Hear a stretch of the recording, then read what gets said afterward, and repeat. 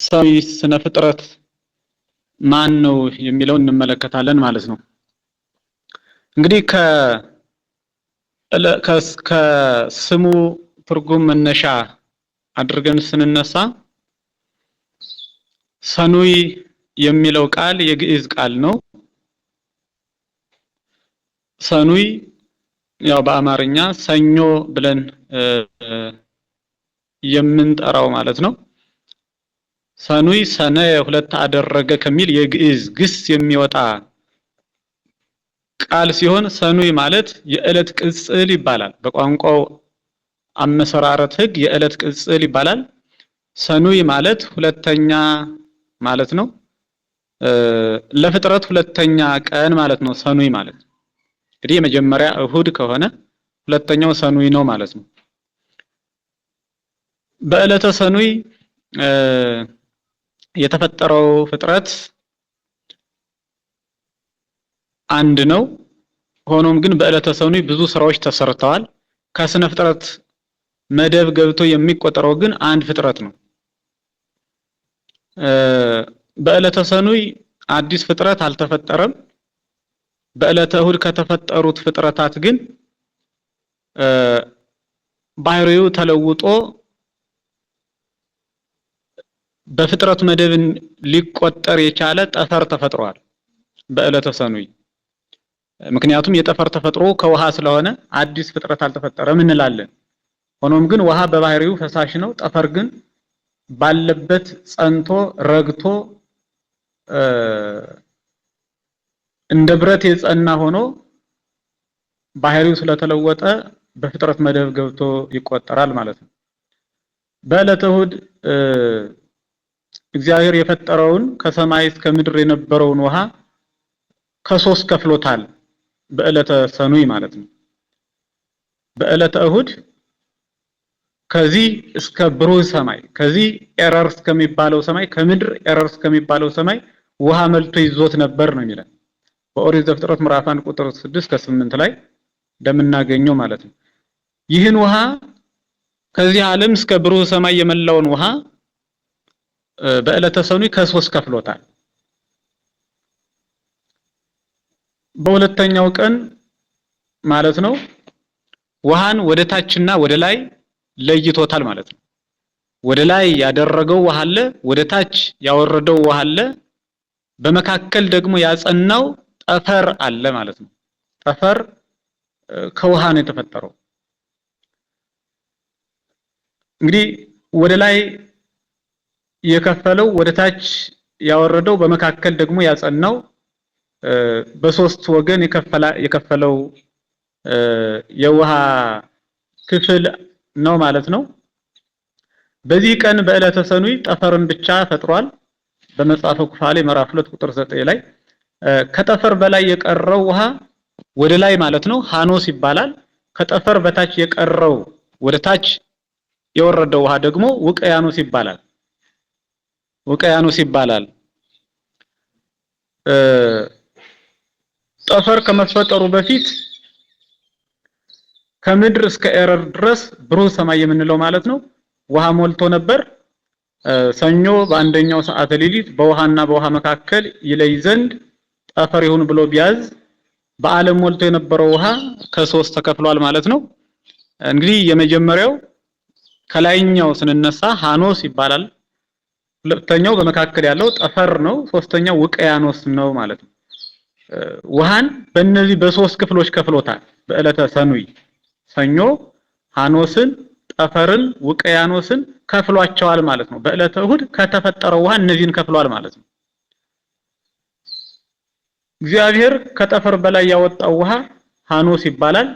ይኸውም ሄኖክ እንደሚናገረው ወማይ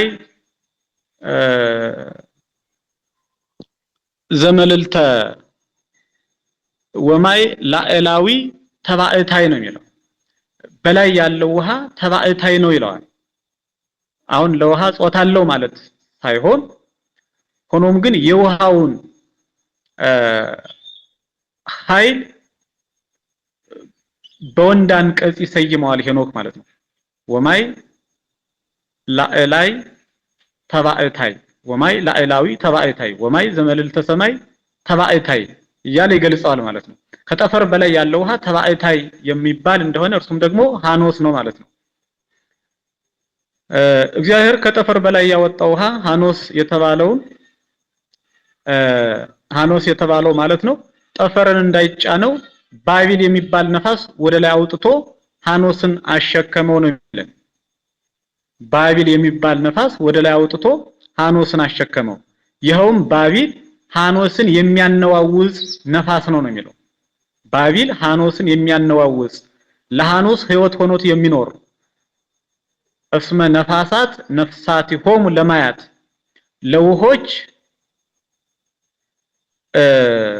ውሆች እንዳይቆሽሹ ውሆች መጥፎ ሽታ እንዳይኖራቸው ውሆችን በማንቀሳቀስ ውሆችን በማናፈስ ውሆችን በማነዋወጽ ለውሆች ሕይወት የሚሆኗቸው ነፋሳት ናቸው ይላል። ሆኖም ለሃኖስ ሕይወት ሆኖት የሚኖር ሕይወት ማለት እንደዚህ በደማዊት ነፍስ እንደሚንቀሳቀሱት እንደ እንስሳት እንደ አራዊት እንደ አዕዋፍ በነባቢት ነፍስ እንደሚንቀሳቀሱት እንደ ሰው ልጆች ሕይወት ማለት አይደለም። ሆኖም ግን ውሆች ንጹሃን እንዲሆኑ የሚያስችላቸው ነፋስ እንደሆነ መጽሐፍ ይናገራል ማለት ነው። ስለዚህ ሃኖስን የሚያነዋውጸው ባቢል የሚባል ነፋስ ጠፈርን ሃኖስ እንዳይጫነው ባቢል የሚባል ነፋስ ወደ ላይ አውጥቶ ሃኖስን እንዳሸከመው ይናገራል ማለት ነው። ባቢል የረጋ ነፋስ ነው። ጠፈርን ከታች ባቢልን ወይም ደግሞ የረጋውን ነፋስ ከላይ አድርጎ ሁሉን በየቦታቸው አጽንቷቸዋል ማለት ነው። ይህ በዕለተ ሰኑይ የሆነ ነው። ሃኖስ የተባለው ውሃ ከላይ ጠፈርን ባያቀዘቅዘው ኖሮ የፀሐይ ትኩሳት ይሰብረው ይጎዳው ነበር፣ ጠፈርን ማለት ነው። ጠፈር እንግዲህ የብርሃናት መመላለሻ ነው። የፀሐይ ጨረቃ የከዋክብት መመላለሻ ነው እና ሃኖስ የሚባለው ውሃ ጠፈርን ባያቀዘቅዘው ኖሮ ፀሐይ የምትመላለስበትን ጠፈር የሚባለውን ውሃ ጠፈር የሚባለውን ሰማይ ትጎዳው ትሰብረው ነበር ነው የሚለን። እንግዲህ የፀሐይ ሙቀት እንኳን በዚያ የሚኖረውን ጠፈርን ወደ ምድር መጥቶ እንኳን ምን ያህል ከፍተኛ እንደሆነ የምናውቀው ስለሆነ ማለት ነው። ሆኖም እግዚአብሔር በጥበቡ ሁሉንም በስርዓት አድርጎ አንዱን እንዳይጎዳው አድርጎ ፍጥረታትን በስርዓት አድርጓቸዋል ማለት ነው። ሃኖስ፣ ጠፈር፣ ውቅያኖስ እያንዳንዳቸው ምሳሌዎች አሏቸው። ሃኖስ በአብ ይመሰላል። ምክንያቱም እግዚአብሔር አብን አላየነውም አልዳሰስነውም። እንዲሁም ሃኖስም አይታይም አይዳሰስም።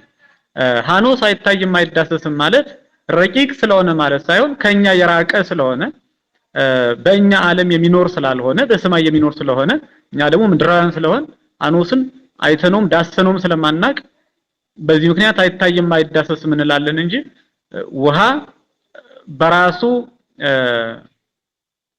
በራሱ ከሌሎቹ ፍጥረታት አንፃር ከሌሎቹ ግዙፋን ከሆኑ ፍጥረታት አንፃር ረቂቅ ቢባልም ከሌሎቹ ረቂቃን አንፃር ደግሞ ሲታይ ግዙፍ ስለሆነ የሚጨበጥ የሚታይ የሚዳሰስ ስለሆነ ማለት ነው።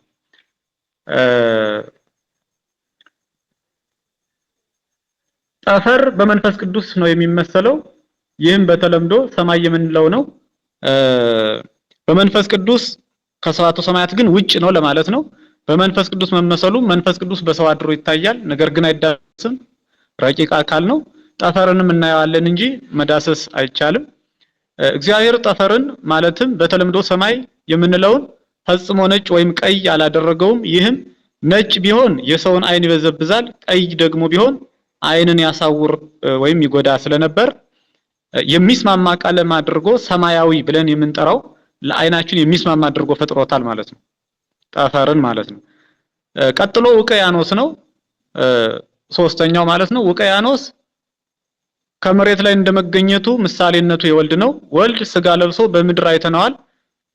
ስለሆነም በውቅያኖስ ይመሰላል። ሶስቱም አንድ ውሃ መሆናቸው ከአንዱ በዕለተ እሑድ ከተፈጠረው ውሃ የተከፈሉ በመሆናቸው ስላሴ ምንም እንኳን በአካል በስም በግብር ሶስት ቢሆኑ በመለኮት በህልውና በፈቃድ አንድ መሆናቸውን ያሳየናል ማለት ነው። ምክንያቱም እነዚህ ሶስት የውሃ ክፍሎች ባህሪያቸው አንድ ውሃነት ስለሆነ ስላሴም በስም በግብር በአካል ሶስት ቢሆኑ በባህሪ ግን አንድ ናቸውና የስላሴን አንድነት ሶስትነት ያሳየናል። እነዚህ ሶስቱ ሐኖስ፣ ጠፈር፣ ውቅያኖስ ማለት ነው። እንዲሁም ውሃ በሁሉም ቦታ እንደሚገኝ ስላሴም በሁሉም ስፍራ የመገኘታቸው ምሳሌዎች ሆነው ያገለግላሉ።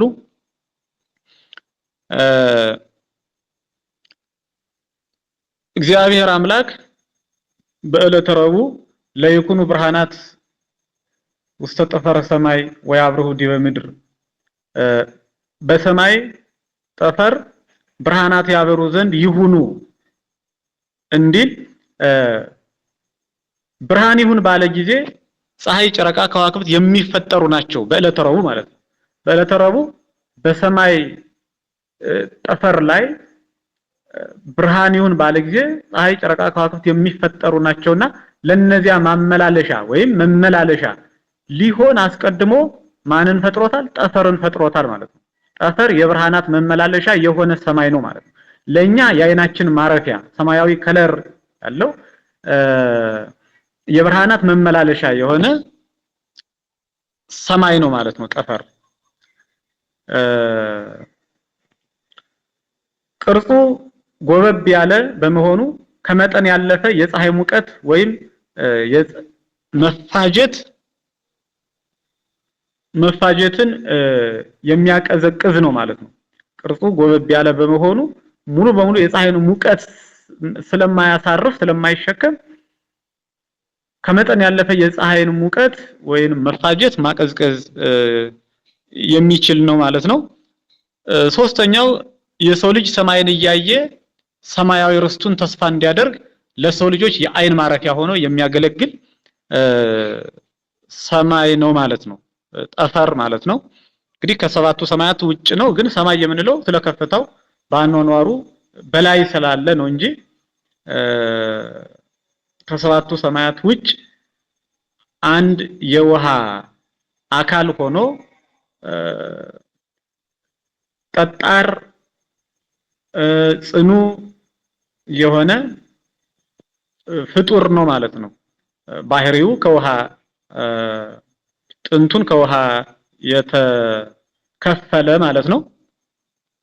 ጠፈር በዕለተ ሰኑይ የተፈጠረ አንድ ፍጥረት ብለን ከዕለተ እሁድ ስነ ፍጥረታት ጋር 9 አድርገን እንቆጥራለን ማለት ነው። ከዚህ ላይ የሐዲስ ኪዳን መተርጉማን እመቤታችን ቅድስት ድንግል ማርያምን በእነዚህ በሰባቱ ዕለታት ፍጥረታት በተፈጠሩባቸው ዕለታት ይመስሏታል። ከዕለተ እሁድ ስንነሳ እመቤታችን ቅድስት ድንግል ማርያም በዕለተ እሁድ ትመሰላለች። እንግዲህ በዕለተ እሁድ አስራው ፍጥረታት የምንላቸው ለፍጥረታት ሁሉ ስሮች፣ መገኛዎች፣ መሰረቶች የሆኑ አራቱ ባህሪያተ ስጋ እንደተፈጠሩ አይተናል። በዕለተ እሁድ አራቱ ባህሪያተ ስጋ ለፍጥረታት ሁሉ ምንጮችና መገኛዎች የሆኑ አራቱ ባህሪያተ ስጋ እንደተፈጠሩ ከእመቤታችንም ለዘኮነ ምክንያት ህይወት በህላዊው ባኗኗሩ ለፍጥረታት ሁሉ የህይወት ምክንያት እንዲሁም ህይወት የሆነ መድኃኒታችን ኢየሱስ ክርስቶስ ስለተገኘ ከእመቤታችን ቅድስት ድንግል ማርያም በዕለተ እሁድ ትመሰላለች ማለት ነው። በዕለተ ሰኑይ እንዲሁ ትመሰላለች። በዕለተ ሰኑይ ውሃ ከሶስት እንደተከፈለ አይተናል። የመጀመሪያው ለይትጋባ ማይ ውስተ ምዕላዲሁ ብሎ በዙሪያው ወስኖታል። ይህ ውቅያኖስ የሚባለው ነው። በዚህ ምድር በዙሪያው የተወሰነ ነው።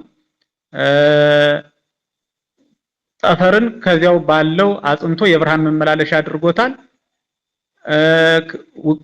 ሐኖስን ደግሞ ከጠፈር በላይ ወስኖታል። እንግዲህ ከሶስት ከፍሎታል ብለን አይተናል። ሐኖስ እንዲሁም ብጽብጽ ውሃ ነው የሚለው። ሐኖስ ብጽብጽ ውሃ ነው።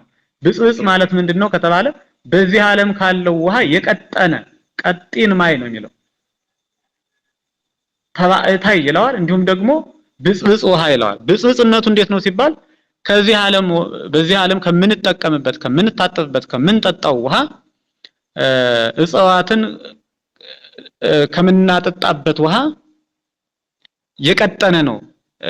ይህንንም ሲገልጹት ሊቃውንት ይህንን ውሃ ብጽብጽነቱን በምንም ነገር ይዞ ማቆም አይቻልም። ሐኖስ የሚባለውን ውሃ ከብጽብጽነቱ የተነሳ ከቀጢንነቱ የተነሳ በእጃችን ብንይዘው እጃችን ምንም ስቁረት ምንም ክፍተት ሳይኖረው እጃችን የሚያፈሰው ነው። በእንስራ ቢያዝ እንስራ ሊይዘው የማይችል ነው። በፕላስቲክ ቢያዝ ፕላስቲክ ሊይዘው የማይችል ነው። ምንም ስቁረት ክፍተት ሳይኖር ምንም የተቀደደ ነገር ሳይኖረው ፕላስቲኩ ያንን ውሃ ግን ሊይዘው አይችልም። ውሃው ቀጢን ስለሆነ የመፍሰስ ባህሪ ያለውና ብጽብጽ ውሃ ይባላል ሐኖስ ማለት ነው። ሆኖም እመቤታችን በዕለተ ሰኑይ ትመሰላለች ስንል ጠፈር ከእመቤታችን ጌታ የነሳው የስጋው ምሳሌ ነው። ብርሃን የራሱ የጌታ ምሳሌ ነው። ዕለተ ሰኑይ የእመቤታችን ቅድስት ድንግል ማርያም ምሳሌ ናት ማለት ነው። እንግዲህ ብርሃን የጌታ ምሳሌ ነው ስንል ብርሃን ዘበአማን ዘያበርህ ለኩሉ ሰብ ለእለ ይነብሩ ውስተ ዓለም ሊቁ ቅዱስ ኤፍሬም በዚህ ዓለም ለሚኖሩ ሰዎች ደገኛ ብርሃን ወጣላቸው ብሎ ጠፈር ደፈር የማይከለክለው ጨለማ የማይፈራረቀው ህልፈት ውላጤ የማይስማማው የባህሪ ብርሃን እንደሆነ መድኃኒታችን ኢየሱስ ክርስቶስን ይገልጸዋል። ሊቁ ቅዱስ ያሬድም ብርሃን መጻ ውስተ ዓለም ደገኛው እውነተኛው ብርሃን ወደዚህ ዓለም መጣ ብሎ ክርስቶስን ብርሃን ይለዋል። ራሱ መድኃኒታችን ኢየሱስ ክርስቶስም በቅዱስ ወንጌል በዮሐንስ ወንጌል ላይ አነ ውእቱ ብርሃኑ ለዓለም እኔ ዓለም ብርሃን ነኝ ብሎ ስለ ብርሃንነቱ ገልጿል ማለት ነው። እና እመቤታችን በእነዚህ በዕለታቱ እንደምትመሰል በዚሁ ማየት ስላለብን ነው። በዕለተ ሰኑይ ትመሰላለች። ከዕለተ እሑድ ጀምሮ በዕለተ እሑድ በዕለተ ሰኑይ ትመሰላለች። በሌሎቹም በምናያቸው ዕለታት ምሳሌዎቿን እያየን እንሄዳለን ማለት ነው። ከዚህ ቀጥሎ የዕለተ ሰሉስ ፍጥረታትን ነው የምንመለከተው። ይህንንም ከቃሉ ትርጉም ስንነሳ ሰሉስ ማለት ሰለሰ ከሚል የግዕዝ ግስ የወጣ ቃል ሲሆን ሰሉስ የዕለት ቅጽል ይባላል። በቋንቋ መሰራረቱ የዕለት ቅጽል ነው። ሶስተኛ ቀን ማለት ነው። ዕለተ ሰሉስ ማለት ዕለተ ማክሰኞ ማለት ነው። ሶስተኛ ቀን ማለት ነው። ከእሑድ ጀምረን ስንቆጥር ሶስተኛ ቀን ስለሚሆን ማለት ነው። በዚህ ዕለት በሶስተኛው ቀን በዕለተ ሰሉስ ሶስት ፍጥረታት ተፈጥረዋል። እነርሱም አንደኛ አትክልት ናቸው፣ ሁለተኛ አዝርዕት ናቸው፣ ሶስተኛ እጽዋት ናቸው። አንደኛ አትክልት፣ ሁለተኛ አዝርዕት፣ ሶስተኛ እጽዋት ናቸው። አትክልት የምንላቸው በእጅ የሚለቀሙ ወይም ደግሞ በጥፍር የሚለቀሙ ናቸው። አትክልት ሎሚ፣ ብርቱካን የመሳሰሉ። አዝርዕት የምንላቸው በማጭድ የሚታጨዱ ጤፍ፣ ስንዴ የመሳሰሉት አዝርዕት ይባላሉ ማለት ነው። እጽዋት የምንላቸው በምሳር የሚቆረጡ ዛፍነት ያላቸው ቆመታሞች የሆኑ ወፋፍራሞች የሆኑ እጽዋት እንላቸዋለን ማለት ነው። እነዚህ በምሳር የሚቆረጡ ናቸው። እነዚህ ሶስቱ ፍጥረታት አትክልት፣ አዝርዕትና እጽዋት በዕለተ ሰሉስ በሶስተኛው ቀን ማክሰኞ ተፈጥረዋል ማለት ነው። ከዚህ ላይ ሳናነሳው ማለፍ የሌለብን ነገር ምንድነው? የዕለተ ሰሉስ ፍጥረታት አራት ናቸው የሚል በመጽሐፈ ኩፋሌ እናገኛለን። ይህም ማለት በዕለተ ሰሉስ 3 ፍጥረታት ተፈጠሩ የሚሉ ሊቃውንት በዕለተ እሑድ 8 ፍጥረታት ተፈጠሩ ይላሉና ጨለማን በመደመር መጽሐፈ ኩፋሌ ግን በዕለተ እሑድ 7 ፍጥረታት ተፈጠሩ ስለሚል ጨለማን በመቀነስ ማለት ነው የዕለተ ሰሉስ ፍጥረታት ደግሞ 4 ፍጥረታት ስለሚል በጠቅላላው ፍጥረታት 22 ይሆናሉ ማለት ነው። መጽሐፈ ኩፋሌ የዕለተ እሑድን ፍጥረታት 7 ይልና የዕለተ ሰሉስን 4 ይላል። በዚህን ጊዜ 7 እና 4 11 ይሆናል ማለት ነው። አይ በሊቃውንቱ አምስጥሮትና የማስማማት ቁጥር ግን በዕለተ እሁድ የተፈጠሩት 8 ናቸው። በዕለተ ሰሉስ የተፈጠሩት 3 ናቸው። ይህም ማለት ቁጥሩ እንደ ኩፋሌም እንደ ሊቃውንቱ ሐሳብም የሚለያይ አይደለም። 4 ሲደመር 7 11 ነው። 8 ሲደመር 3 11 ነው። ተመሳሳይ ነው። ሆኖም የዕለተ ሰሉስን ፍጥረታት 4 የሚል እንዴት ነው ካልን እጽዋትን ከሁለት ይከፍላቸዋል።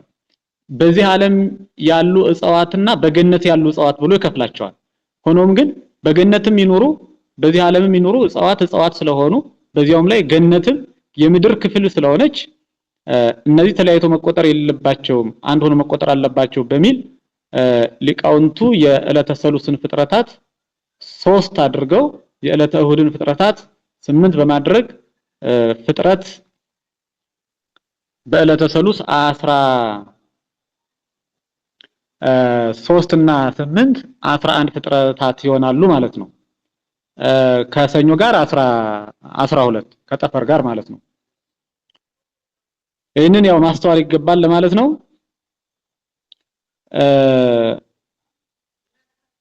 የማክሰኞ ፍጥረታት ለሰው ልጆች መገልገያ የሆኑ ዘንድ ተፈጥረዋል። ይኸውም መጠለያ ሰርተን ከቀን ሐሩር ከሌሊት ቁር ውርጭ ልንከለከልባቸው እንችላለን፣ እንከለከልባቸዋለን። ልዩ ልዩ ስራ ላይ ያዋልን እንጠቀምባቸዋለን ማለት ነው። እጽዋትን ታንኳ ብንሰራ መርከብ ብንሰራ ከእጽዋት ልንሰራ እንችላለን። ኖህ እንደሰራው ማለት ነው። በባህር ከመስጠም እንድንባቸዋለን። ቢበርደን በእሳት አቃጥለን እንሞቃቸዋለን። እንዲሁም ደግሞ ምግባችንን እናበስልባቸዋለን። በቀጥታ ደግሞ ለምግብነት የሚውሉም አትክልት ስላሉ አዝርዕት ስላሉ እነርሱንም ለምግብነት እናውላቸዋለን፣ እንጠቀምባቸዋለን። ለልብስነትም አልባሳት ከእጽዋት ስለሚሰሩ ስለሚመረቱ እንጠቀምባቸዋለን ማለት ነው። እነዚህ አትክልት፣ አዝርዕት፣ እጽዋት ለሰው ልጆች እጅግ በጣም አስፈላጊ የሆኑ ፍጥረታት ናቸው ማለት ነው። ከአራቱ ባህሪያት ተፈጥረዋል። እነዚህ በዕለተ ሰሉስ የተፈጠሩት ፍጥረታት ከአራቱ ባህሪያት መፈጠራቸውን ስንመለከት በምን ይታወቃል ያለን እንደሆነ በግብራቸው ይታወቃሉ። ከእሳት እንደተፈጠሩ እንጨት ለእንጨት ባሳበቅናቸው ይወጣቸዋል። እሳት አንዱን እንጨትና አንዱን እንጨት ብናጋጨው ብናሳብቀው እሳት ይወጣል። ስለዚህ ከእሳት እንደተፈጠሩ በሚያሳዩት ግብር እንረዳለን ማለት ነው። ከውሃ ስለመፈጠራቸው ስንቆርጣቸው ደም የሚመስል ይፈሳቸዋል። ወተት የሚመስል የሚፈሳቸው እጽዋት አሉ። በቀጥታ ውሃ ደግሞ የሚፈሳቸው እጽዋት አሉ ማለት ነው። ስለዚህ ከውሃ እንደተፈጠሩ በዚህ እንረዳለን ማለት ነው። ሶስተኛው ከነፋስ እንደተፈጠሩ የምንረዳበት እጽዋት በነፋስ ያድጋሉ፣ በነፋስ ይንቀሳቀሳሉ። በነገራችን ላይ እጽዋት ብቻ ሳይሆን የሰው ልጆችም በነፋስ ኃይል ነው የምናድገው። እስመ ኃይለ ነፋስ ንስህቦ ለቁመተ ስጋነ ነው የሚለው። የኛ ቁመታችን የሚስበው የሚያድገው የሚጨምረው ከነፋሳት ኃይል የተነሳ ነው የሚለው። እንዲሁም ደግሞ እጽዋት የሚያድጉት ፍሬያቸው የሚገዝፈው እስመ ነፋስ ያገዝፎ ለፍሬ፣ ነፋስ ፍሬን ያገዝፈዋል ተብሎ እንደተጻፈ በነፋስ አማካኝነት ነው ማለት ነው እጽዋት ፍሬያቸውን የሚያሳድጉት እነርሱም የሚያድጉት ማለት ነው። እና ከነፋስ መፈጠራቸው በነፋስ ስለሚያድጉ በነፋስ ስለሚንቀሳቀሱ ከነፋስ መፈጠራቸው በዚህ ይታወቃል ነው። አራተኛው ከመሬት መፈጠራቸው ቆርጠን ብንጥላቸው ፈርሰው በስብሰው ወደ አፈርነት ይለወጣሉ፣ ወደ አፈር ይሆናሉ፣ ወደ አፈር ይቀየራሉ ማለት ነው። ስለዚህ እጽዋት ከአፈር መፈጠራቸው ወደ አፈርነት በመለወጣቸው ይታወቃል ማለት ነው። እና ከአራቱ ባህሪያተ ስጋ የተፈጠሩ ናቸው እጽዋት የሚለውን በዚህ እንረዳለን። የዕለተ ሰሉስ ወይም የማክሰኞ ፍጥረታት ምሳሌነት አላቸው። ከነዚህ ካፈጣጠራቸው አንፃር ምሳሌነታቸውን ስንመለከት አንደኛ በስራቸው፣ ሁለተኛ በጎድናቸው፣ ሶስተኛ በጫፋቸው የሚያፈሩ አሉ ማለት ነው። በዕለተ ሰሉስ ከተፈጠሩት ከአትክልት ከአዝርዕት ከእጽዋት መካከል በስራቸው የሚያፈሩ በጎድናቸው የሚያፈሩ በጫፋቸው የሚያፈሩ አሉ ማለት ነው። በስራቸው የሚያፈሩ ስር የጌታችን መድኃኒታችን ኢየሱስ ክርስቶስ ምሳሌ ነው። ፍሬው ልደቱን ጥምቀቱን አምነው ክብር የሚያገኙ የምእመናን ምሳሌ ነው። አነ ውእቱ ጉንደ ወይን እኔ የወይን ግንድ ነኝ ወአንትሙሂ አዕጹቂሁ እናንተ ደግሞ ቅርንጫፎች ናችሁ ብሎ በዮሐንስ ወንጌል ምዕራፍ 15 ቁጥር 5 ላይ ክርስቶስ እንደነገረን በዚህ እንረዳለን ማለት ነው። እኔ ወይን ግንድ ነኝ እናንተም ቅርንጫፎች ናችሁ ብሎ በስራቸው አፍርተው ፍሬያቸውን ከወፍ ከጠላት ሸሽገው የሚያስቀሩ በዚህ ዓለም ሲኖሩ ብዙ ትሩፋት ብዙ ምግባር ሰርተው አብልተው አላበላንም አጠጥተው አላጠጣንም አልበሰው አላለበስንም በጥቅሉ መልካም ስራ ሰርተው ስለተህትና መልካም አላደረግንም ብለው ራሳቸውን ዝቅ አድርገው የሚኖሩ ክብራቸውን ሰውረው በወዲያኛው ዓለም ደግሞ ፍጹም ክብርን የሚያገኙ ባለ መቶ ክብር ያላቸው መቶ ክብር መንፈሳዊ ፍሬን የሚያፈሩ የቅዱሳን ምሳሌዎች ናቸው ማለት ነው። ይህንንም በማቴዎስ ወንጌል ምዕራፍ 25 ቁጥር 35 ጀምሮ እስከ 40 የምናገኘው ነው ማለት ነው። ጻድቃን ቅዱሳን እንዴት የትህትና ባለቤቶች እንደሆኑ ማለት ነው። እና በስራቸው የሚያፈሩ ስሩ የጌታችን ፍሬያቸው ደግሞ የቅዱሳን ምሳሌዎች እንደሆኑ እጽዋት ያሳዩናል ለማለት ነው። በጎድናቸው የሚያፈሩ የሐዋርያት ምሳሌዎች ናቸው። ፍሬው ሐዋርያት ያስተማሩትን ትምህርት ያደረጉትን ታምራት አምነው ክብር የሚያገኙ በውሃ ተጠምቀው በመስቀሉ የጸኑ ፍሬያቸውን ከአእዋፍ ሰውረው የሚኖሩ ናቸው። ይህንንም በማቴዎስ 7:16 ላይ እንደምናገኘው ወእንፍሬሆሙ ተአምርዎሙ ብሎ መንፈሳዊ ፍሬን የሚያፈሩ መንፈሳውያን እንደሆኑ መንፈሳዊ ፍሬን የማያፈሩ ደግሞ መንፈሳውያን እንዳልሆኑ ክርስቶስ በተናገረበት ክፍል የምንረዳው ነው ማለት ነው። በጫፋቸው የሚያፈሩ ናቸው ሌሎች በጫፋቸው የሚያፈሩ የጌታ ምሳሌዎች ይሆናሉ። ፍሬው ጌታ ያስተማረውን ትምህርት ያደረገውን ታምራት አምነው ክብር የሚያገኙ የምእመናን ምሳሌዎች ናቸው። እንዲሁም በጫፋቸው አፍርተው ፍሬያቸውን ወፍ ጠርጥሮት ጠላት ለቅሞት የሚቀሩ በዚህ ዓለም ብዙ ትሩፋት ብዙ ምግባር ሰርተው ይታይልኝ ይሰማልኝ ይታወቅልኝ በሚል በከንቱ ውዳሴ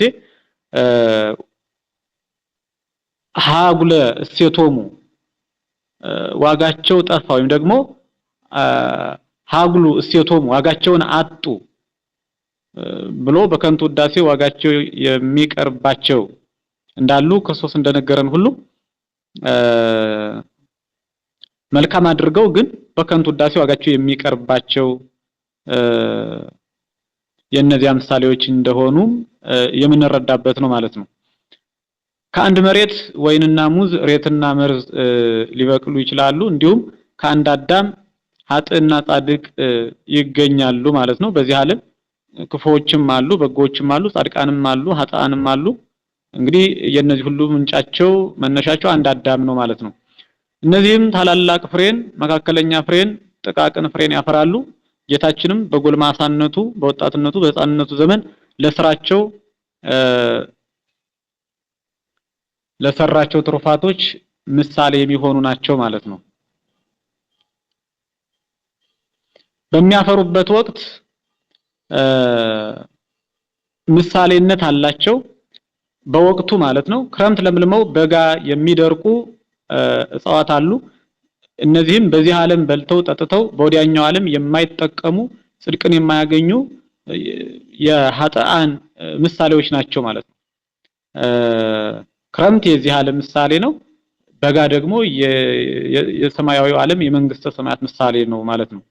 ለነዚህም እንደማሳያ እነ በዓለ ጸጋ ነዌን ልናነሳ እንችላለን። ሌሎችንም ነዌን የመሰሉ ነዌን ክርስቶስ በሉቃስ ወንጌል ምዕራፍ 16 ቁጥር 19 ጀምሮ በምሳሌ ጠቅሶ ያስተማረው ስለሆነ ነው እንጂ ነዌን የመሰሉ በተሰጣቸው ሀብት ያልተጠቀሙበት ያልሰጡ ያልመጸወቱ የጽድቅ ስራን ያልሰሩበት በትምክህት በትዕቢት የሚኖሩበት እኒህ ምሳሌዎች ናቸው ማለት ነው። በክረምት ለምልመው በበጋ ለሚደርቁ እጽዋት ምሳሌዎች ናቸው ማለት ነው። እንዲሁም ክረምት ደርቀው ደግሞ በጋ የሚለመልሙ በዚህ ዓለም ተርበው ታርዘው መከራውን ተቀብለው በወዲያኛው ዓለም የሚጠቀሙ ሰዎች ምሳሌዎች ናቸው ማለት ነው።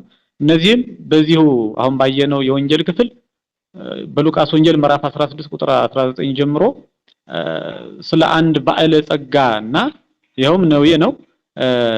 ስለ አንድ ድሃ ስለ አልዓዛር ክርስቶስ ያስተማረበት ክፍል ነውና በዚህ ክፍል ድሃውን አልዓዛርን እናገኘዋለን ማለት ነው።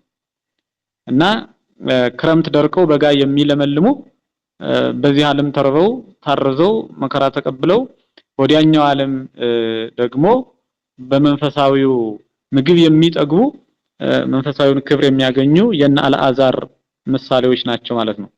አልዓዛር በሉቃስ ወንጌል ምዕራፍ 16 ላይ ያለው ነው እንጂ ጌታ ከሞት ያስነሳው ማለት አይደለም። ጌታ በምሳሌ ያስተማረበት ምሳሌ አድርጎ ጠቅሶ ያስተማረበት ድሃ ሰው እንደነበረ የሚታወቅ ባለ ታሪክ ነው ማለት ነው። በሌላ በኩል ቅጠል ኖሯቸው ፍሬ የማያፈሩ አሉ ከእጽዋት። እነዚህ ሃይማኖት እያላቸው ምግባር ያልያዙ ሰዎች ምሳሌዎች ናቸው። ሃይማኖትን መጻሕፍት በቅጠል ይመስሉታል፣ ምግባርን በፍሬ ይመስሉታል። ለምን ከተባለ እንግዲህ ከፍሬ ቅጠል ይቀድማል። ቅጠል ቀድሞ ነው ፍሬ የሚከተለው። ቅጠል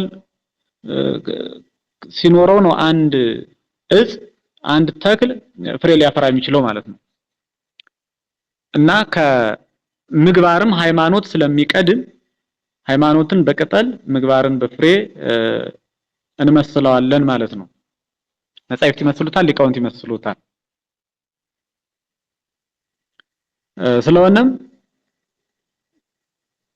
ቅጠል ኖሯቸው ፍሬ የማያፈሩ ሃይማኖት እያላቸው ምግባር ያልያዙ ሰዎች ምሳሌ የሚሆኑ እጽዋት ናቸው። መጽሐፍ ወንድሞቼ ሆይ እምነት አለኝ የሚል ስራ ግን የሌለው ቢኖር ምን ይጠቅመዋል? እምነቱስ ሊያድነው ይችላል ብሎ ያዕቆብ በመልእክቱ ምዕራፍ 2 ቁጥር 14 ላይ እንደሚነግረን ማለት ነው። ያው ምግባርን ከሃይማኖት አንድ አድርጎ መያዝ እንደሚገባ ነው የሚነግረን። እንዲሁም ቅጠል ኖሯቸው ፍሬ ያፈሩ ሃይማኖት ከምግባር አንድ አድርገው የያዙ የቅዱሳን ምሳሌዎች ናቸው። ቅጠልም አላቸው ፍሬም ደግሞ ያፈሩ እጽዋት ሃይማኖትን ከምግባር አንድ አድርገው የያዙ የቅዱሳን ጻድቃን የምእመናን የኦርቶዶክሳውያን ክርስቲያኖች ምሳሌዎች ናቸው ማለት ነው። ምክንያቱም ክርስቲያኖች ሃይማኖት አላቸው የሚያድን የታመነ በዚያ ላይ ደግሞ መልካም ምግባር ሲጨምሩበት በፍቅር ቢኖሩ በቃል እግዚአብሔር ቢኖሩ በትህትና ቢኖሩ በመተሳሰብ ቢኖሩ በመረዳዳት ቢኖሩ ይህ መልካም ምግባር ስለሆነ በወዲያኛው ዓለም መንፈሳዊውን ክብርና ዘላለማዊውን ሕይወት ወርሰው ይኖራሉ ማለት ነው። በሌላ በኩል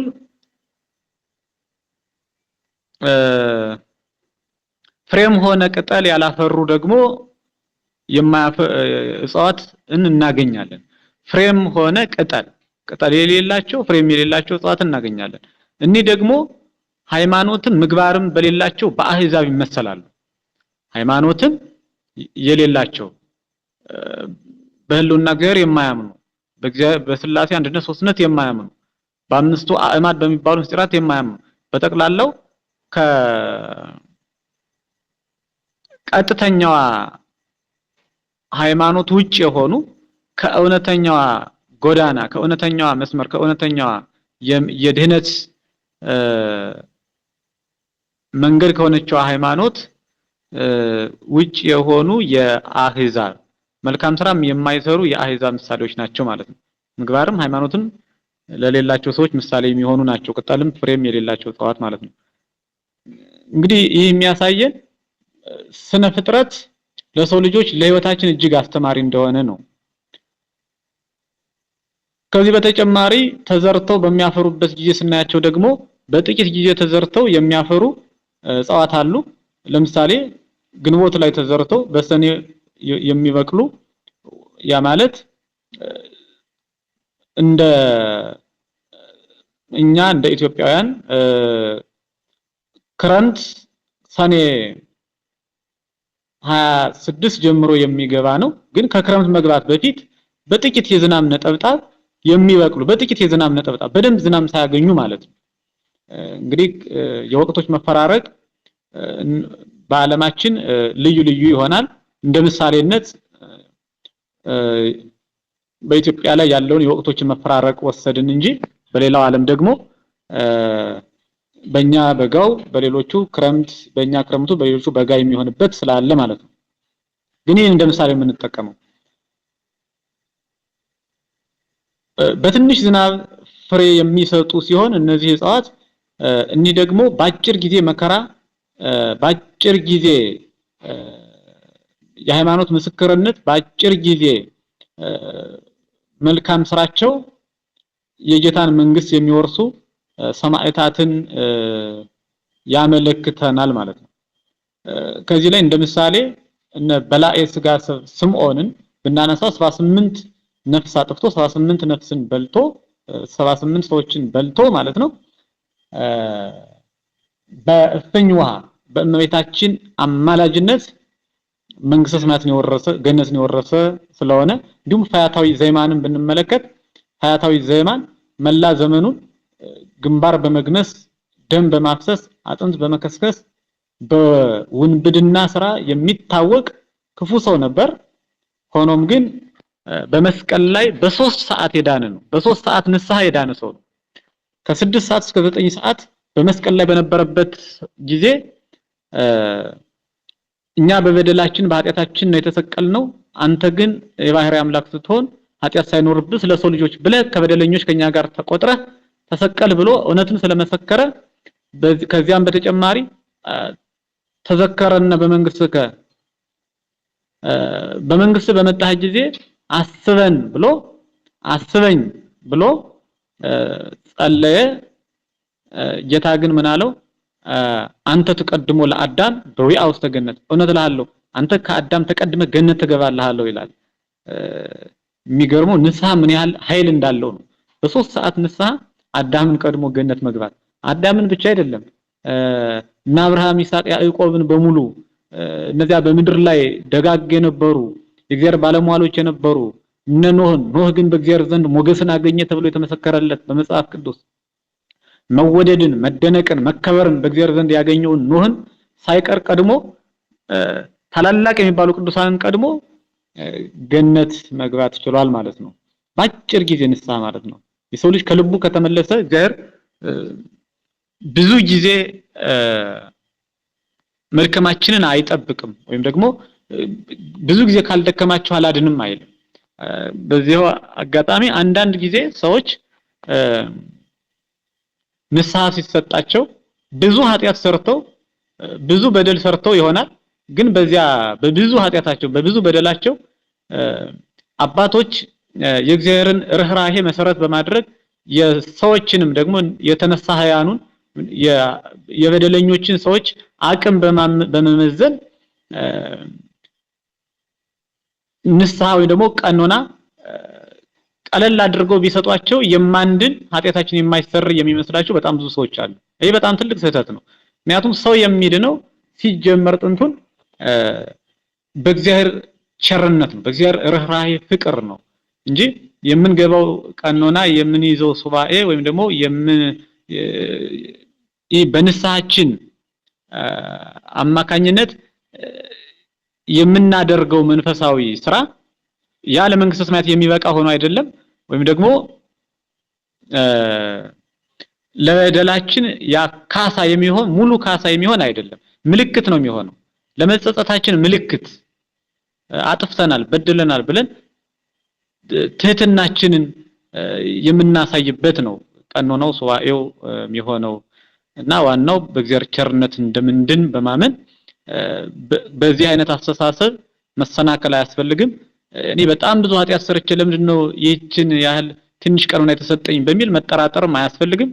ምክንያቱም ሰው የሚድነው በእግዚአብሔር ቸርነት በእግዚአብሔር ጸጋ እንደሆነ የሰው ድርሻ ደግሞ በአቅሙ ልክ ጀምሮ መገኘት መሆኑን በመረዳት ለዚህ ማሳያ ያው ፈያታዊ ዘይማን ምሳሌ ይሆነናል ለማለት ነው። በ3 ሰዓት ንስሐ በ3 ሰዓት ንስሐ ያውም እኮ የተሰቀለው በኃጢያቱ ነው። ግን በያሽ በንግግር የሚገርመው ሌላ እኮ ላይ ሆኖ ሌላ ስራ መስራት አይችልም። በሰዎች ቁጥጥር ውስጥ ነው፣ በአይሁድ ቁጥጥር ውስጥ ነው ያለው። ግን ከልቡናው በማመንና መልካም ቃል በመናገሩ ብቻ ቅዱሳንን ተቀድሞ አዳምን ተቀድሞ ገነት መግባቱ የንስሐ ምን ያህል አቅም እንዳለው ከልብ መመለስ ነው የሰው ልጅ የሚጠበቅበት እንጂ ቀኖና ስለበዛ ስላነሰ እንዳልሆነ በዚሁ መረዳት ያስፈልጋል ማለት ነው። እንዲሁም ደግሞ በብዙ መከራ የእግዚአብሔር መንግስት የወረሱ እንዳሉ ለምሳሌ በግንቦት ተዘርተው በሌላኛው አመት ብዙ ዘመን የሚያስፈልጋቸው በአመት በሁለት አመት የሚያፈሩ አሉ። የሚያፈሩ አትክልቶችን ስንመለከት በዚህ የሚያፈሩ አሉ።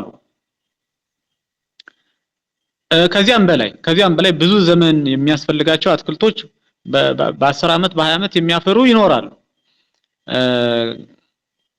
እነዚህ ደግሞ ብዙ መከራን ተቀብለው የእግዚአብሔር መንግስት የሚወርሱ የሰማዕታት የጻድቃን ምሳሌዎች ናቸው። ለምሳሌ እንደነ ቅዱስ ጊዮርጊስ እንደነ ጻድቅ ኢዮብ የመሳሰሉትን በብዙ ደዌ በብዙ ስቃይ የእግዚአብሔር መንግስት የወረሱ ስመ በብዙ ጻማ ሐለወነ ንባአ ለመንግስት እግዚአብሔር ወደ እግዚአብሔር መንግስት በብዙ መከራ ዘንድ እንገባ ዘንድ አለን ተብሎ እንደተጻፈ ማለት ነው።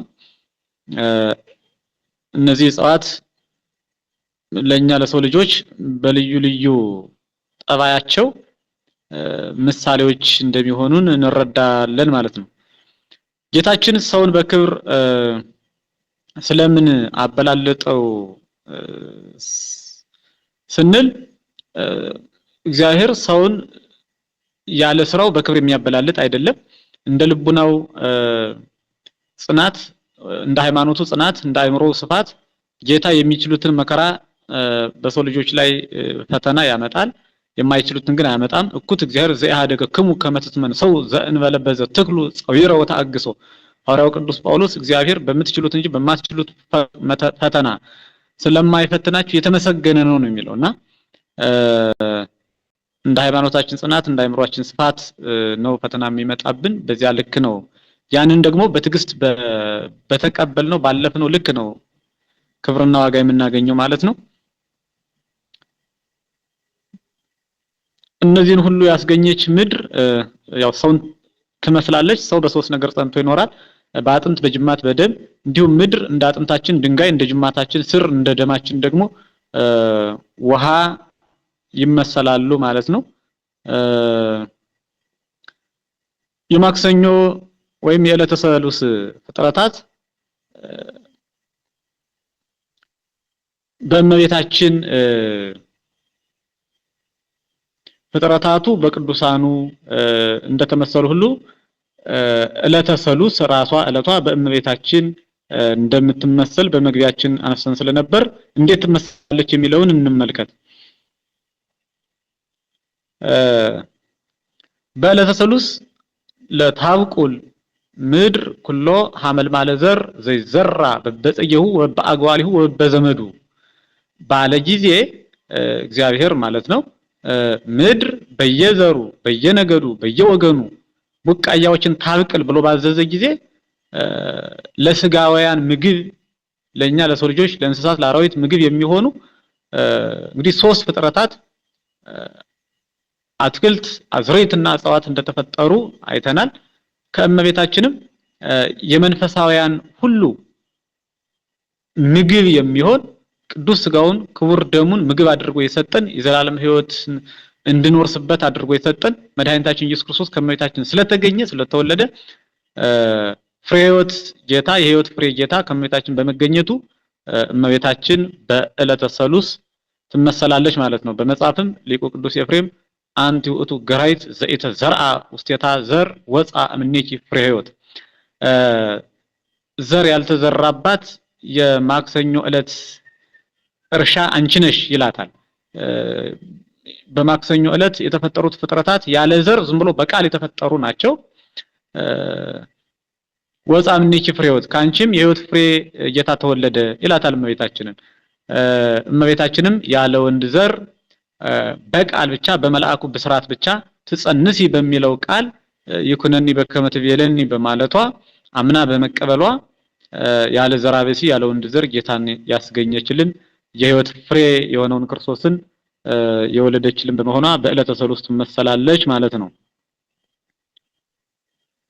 ከዚህ ቀጥሎ የዕለተ ረቡዕ ፍጥረታትን ስንመለከት እንግዲህ በዕለተ ሰሉስ 3 ፍጥረታት፣ በዕለተ ሰኑይ 1፣ በዕለተ እሁድ 8 12 ፍጥረታት ይሆናል ማለት ነው። 12 ፍጥረታትን ተመልክተናል። የዕለተ ረቡዕ ፍጥረታትን ከዚህ ቀጥሎ ስንመለከት ከቃሉ ትርጉም ስንነሳ ረቡዕ ማለት አራተኛ ቀን ማለት ነው። ቃሉ የግዕዝ ቃል ነው። ረብአ አራት አደረገ ከሚል የግዕዝ ግስ የተገኘ ሲሆን ረቡዕ ማለት የዕለት ቅጽል ነው። አራተኛ ቀን ማለት ነው። በዚህ ዕለት ልክ እንደ ማክሰኞ 3 ፍጥረታት ተፈጥረዋል። እነርሱም ፀሐይ፣ ጨረቃ፣ ከዋክብት ናቸው። በዕለተ ረቡዕ የተፈጠሩ ፀሐይ፣ ጨረቃ፣ ከዋክብት ናቸው። ተፈጥሯቸው ከምን ነው ያልን እንደሆነ የፀሐይ ተፈጥሮ ከእሳትና ከነፋስ ከነፋስ ነው።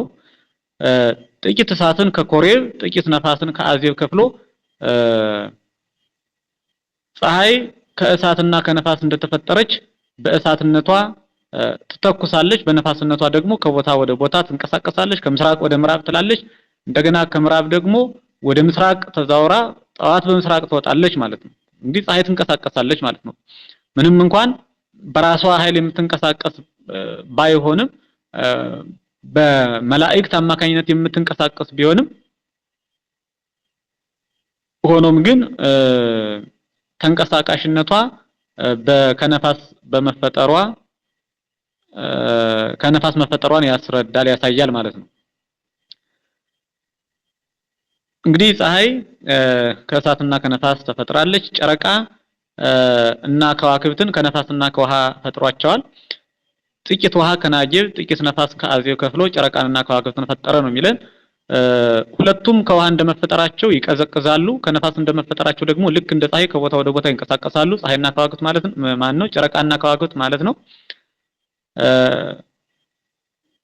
ከመቶ ነገደ መላእክት ለ10 አለቆች መላእክት ካሊነቱን ሊያሳያቸው ከታችኛው ከተማ አውጥቶ በላይኛው ከተማ አቆማቸው ይለናል። ከዚያም ለይኩን ካለው ብርሃን የስንዴ ፍሬ ታህል ከፍሎ የስንዴ ቅንጣት የምታህል ከፍሎ ለፀሐይ ቀብቶ ለመላእክት ቢያሳያቸው አስፈራቻቸው ይላል። ጌታም ለመላእክት ያልተቻለ ለሰው አትቻልም ብሎ ብርሃኗን የፀሐይን ብርሃን መጀመሪያ ከተፈጠረችበት ብርሃን ከፍሏል ማለት ነው። ይህም የፀሐይን ብርሃን ከሰባት ከፍሎ 7 እጅ አድርጎ 2ቱን እጅ ለጨረቃ ቀብቷታል። 5ቱን እጅ ለፀሐይ ቀርቶላታል። 5ቱ እጅ ከ5ቱ እጅ ደግሞ እንደገና ከ5ቱ እጅ ብርሃን 1 እጅ ነስቶ ለከዋክብት ሰጥቷቸዋል። ከዋክብትንም በክብር የሚበላለጡ አድርጓቸዋል። አንደኛ ቆሮንቶስ 15:41 ላይ ኮከብ ይሄይስ ክብሩ አንዱ ኮከብ ከአንዱ ኮከብ በክብር እንደሚበልጥ ይነግረናል። በክብር አንዱ ኮከብ ከሌላው ኮከብ ይለያል ይበልጣል ይለናል። 4 እጅ ለፀሐይ ይቀራል፣ 1 እጅ ለከዋክብት ሲሰጥ ማለት ነው። ዳግመኛም እግዚአብሔር 1 እጅ ብርሃን ነስቶ ለሰማያት ለደመናት ቀብቷቸዋል። ለፀሐይ 3 እጅ ብርሃን ይቀራታል ማለት ነው። ለፀሐይ የተሰጣት ዛሬ ፀሐይ የምትኖርበት 3 እጅ ብርሃንን ይዛ ነው ማለት ነው። ፀሐይ ቀንና ሌሊቱን ብታበራ ከዋዕዩ ጽናት የተነሳ ወይም ከሙቀቷ ጽናት የተነሳ ፍጥረት ሁሉ በተቃጠለ ነበር። ሆኖም ግን እግዚአብሔር በጥበቡ ጨረቃና ከዋክብት ቀንና ሌሊቱን ጨረቃና ከዋክብትም ቀንና ሌሊቱን ቢያበሩ ከቅዝቃዜ ብዛት የተነሳ ለፍጥረታት ምቹ ስለማይሆን ፀሐይን በቀን ጨረቃን ደግሞ እና ከዋክብትን በሌሊት አሰልጥኗቸዋል ማለት ነው። ፀሐይ ቀን ያቃጠለቻትን ምድር ጨረቃና ከዋክብት በሌሊት ያቀዘቅዟታል። ጨረቃና ከዋክብት ሌሊቱን ምድርን ያቀዘቅዟታል። ፀሐይም በቀን በመውጣት ምድርን ታሞቃታለች። እንዲያድርጎ እግዚአብሔር ፍጥረታትን በስርዓት የሚስማሙ አድርጓቸዋል ማለት ነው። ፀሐይን ጨረቃን ከዋክብትን መፍጠሩስ እጠቀምባቸው ብሎ ነውን ያለን እንደሆነ እግዚአብሔር ፍጥረታትን በመፍጠሩ አንዳችም የሚጠቀመው ጥቅም የለም። ሆኖም ግን ለሰው ልጆች ጥቅም ነው። እኛ በዚህ ዓለም የምንኖር የሰው ልጆች በእነዚህ ስለምንጠቀም በዚህ ዓለም የሚኖሩ ፍጥረታት በሙሉ ፀሐይ ጨረቃ ከዋክብት እያበሩላቸው እንዲገለገሉባቸው እንጂ እግዚአብሔር አንድ ጊዜ ብርሃን ፈጥሮ ዓለም በዚያ ብርሃን ብቻ እንድትገለገል ማድረግ ይቻለው ነበር። ሆኖም ግን ለዘመን መታወቂያና መለያ ይሆን ዘንድ ፀሐይን ጨረቃን ከዋክብትን በቀንና በሌሊት አሰልጥኗቸዋል ማለት ነው። በኦሪት ዘፍጥረት ምዕራፍ 1 ቁጥር 14 ላይ እንደምናገኘው ማለት ነው። ፀሐይን በቀን ጨረቃና ከዋክብትን ደግሞ በሌሊት አሰለጠናቸው ስለሚለን መጽሐፍ ቅዱስ። እነዚህ ፍጥረታት እያንዳንዳቸው ምሳሌነት አላቸው። ይህም ፀሐይ ሁልጊዜ ሙሉ ሆና እንደምትኖር ፀሐይ የጻድቃን ምሳሌ ናት። ጻድቃንም በምግባር በሃይማኖት ምሉዓን ናቸው። እንዲሁም ኃጥአን በፀሐይ ይመሰላሉ። እንዴት ያልን እንደሆነ ፀሐይ ብርሃኗ ሳይለወጥ ሁልጊዜም በሙሉ ብርሃን የምትኖር ናት።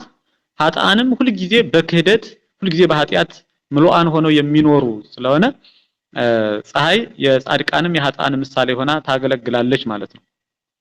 ጨረቃም ምሳሌነት አላት። ጨረቃ አንድ ጊዜ ሙሉ አንድ ጊዜ ጎደሎ ነው የምትሆነው በብርሃኗ።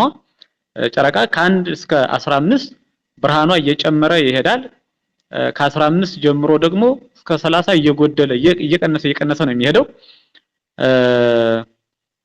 በዚህም ጨረቃ በሃይማኖት ባልጸኑ በምግባር ባልጸኑ በኃጥአን ትመሰላለች ማለት ነው። አንድ ጊዜ ጽድቅን አንድ ጊዜ በኃጥአን ትመሰላለች ማለት ነው። ጨረቃ አንድ ጊዜ ከብርሃኗ እየጨመረች ትሄዳለች። አንድ ጊዜ ደግሞ እየቀነሰች ስለምትሄድ ማለት ነው። ጨረቃ አንድ ጊዜ ስትሞላ አንድ ጊዜ ስትጎድል እንደምትኖር በሌላ በኩል ጨረቃ የጻድቃን ምሳሌ ትሆናለች ማለት ነው። የጻድቃን ምሳሌ ስትሆን ደግሞ አንድ ጊዜ ስትሞላ አንድ ጊዜ ስትጎድል እንደምትኖር ጻድቃንም አንድ ጊዜ በሃይማኖት ፍጹማን ሆነው በምግባርም ፍጹማን ሆነው ይታያሉ ይኖራሉ። እንዲህ የሆኑ ከኖሩ በኋላ ደግሞ በኃጢአት ይስተናከላሉ ማለት ነው የሰው ልጆች። እንግዲህ ጻድቃን መልካም ስራ ሲሰሩ ቆይተው በዚህ ዓለም የሚኖሩ ሰዎች በኃጢአት ቢሰናከሉ በንስሐ ይታደሳሉ። ለዚህም መጽሐፍ ጻድቅ 7 ጊዜ ይወድቃልና ይነሳማል ይለናል። 7 ጊዜ ይወድቃል 7 ጊዜ ይነሳል ማለት በኃጢአት እየኖረ ያንን ኃጢአቱን በንስሐ እያስወገደ መልሶ በጽድቅ መመላለስ እንደሚችልና የእግዚአብሔር መንግስት መውረስ እንደሚችል የሰው ልጅ የሚያሳየን ነው። በመጽሐፈ ምሳሌ ምዕራፍ 24 ቁጥር 16 የምናገኘው ቃል ነው። ጻድቅ 7 ጊዜ ይወድቃል ይነሳማል ተብሎ እንደተጻፈ ማለት ነውና ጨረቃ የኃጥአንም የጻድቃን ምሳሌ ትሆናለች። በዋናነት ግን ጨረቃ በተለይ ደግሞ የሰነፍ ሰው የኃጥእ ሰው ምሳሌነቷ የጎላ ነው። ልቡ ለአብድ የሐጽጽ ከመእንተ ወርህ የሰነፍ ሰው የኃጥእ ሰው ልቡ እንደ ጨረቃ ይጎድላል ተብሎ እንደተጻፈ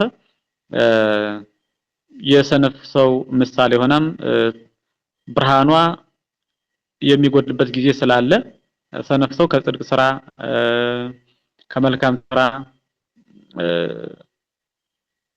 በመራቅ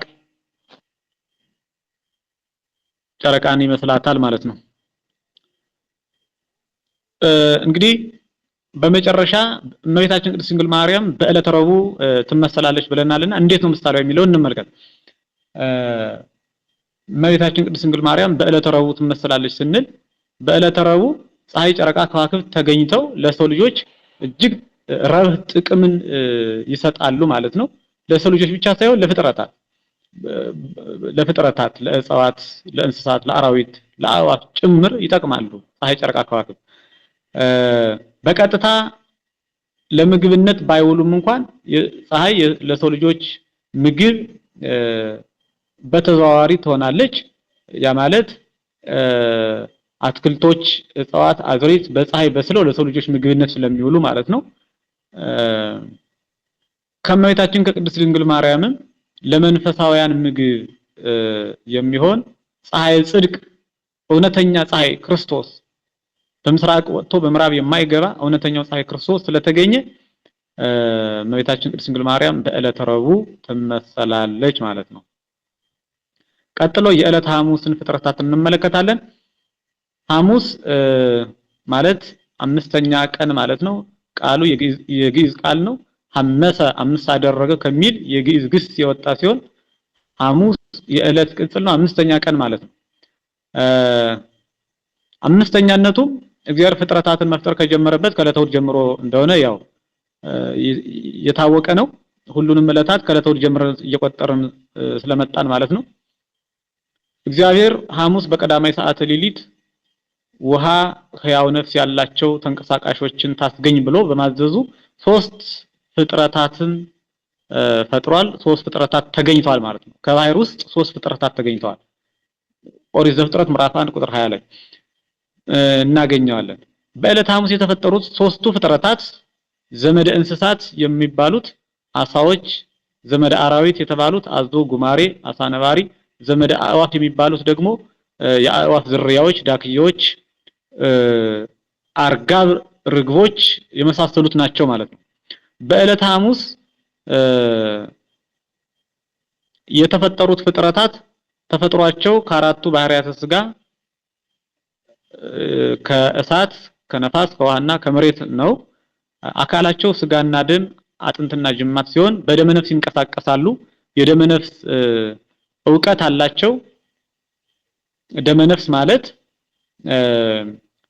ህይወታቸው ደማቸው ብቻ የሆነችላቸው ነባቢት ነፍስ ወይም ህያዊት ነፍስ የሌላቸው ከሞት በኋላ ህይወት የሌላቸው በስጋቸው ሲሞቱ እንዳል በነፍሳቸውም ትንሳኤ ስለሌላቸው ፈርሰው በስብሰው የሚቀሩ ማለት ነው። በደመ ነፍስ ጸንተው ህያዋን የሆኑ ፍጥረታት በሙሉ ከሰው ልጅ ውጭ እድል ፈንታቸው ይህ ነው ማለት ነው። ትንሳኤ የላቸውም። ስለዚህ በደመ ነፍስ ዕውቀት የሚያውቁ ናቸው። በደመ ነፍስ ዕውቀት ጥቂት ዕውቀት ተሰጥቷቸዋል ማለት ነው።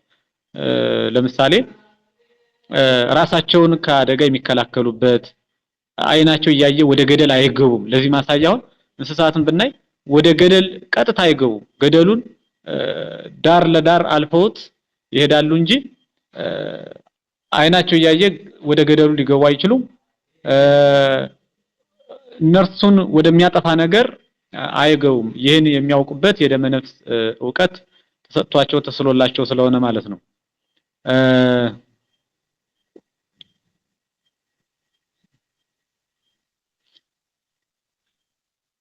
ስለሆነም እነዚህ ፍጥረታት ሶስቱ ፍጥረታት ከባህር የተገኙ በደመ ነፍስ ህይወት ጸንተው ሕያዋን ሆነው የሚኖሩ ናቸው። ደማቸው ሲቆም እንቅስቃሴያቸውም ህይወታቸውም ያቆማል ማለት ነው። የሐሙስ ፍጥረታት ባካሄዳቸው ባኗኗራቸው አንፃር በሶስት ይከፈላሉ። ባካሄዳቸው በልብ የሚሳቡ፣ በእግር የሚሽከረከሩ ማለት በእግር የሚሄዱ ማለት ነው። እንዲሁም በክንፍ የሚበሩ አሉ። ባኗኗራቸው በባህር ውስጥ ተፈጥረው በረው ወደ የብስ የሄዱ አሉ። ወደ ደረቁ መሬት የወጡ ማለት ነው። በዚያው በተፈጠሩበት በባህር ውስጥ የቀሩም አሉ። ወጣ ገባ እያሉ ደግሞ አንዴ በባህር አንዴ በየብስ የሚኖሩም አሉ ማለት ነው።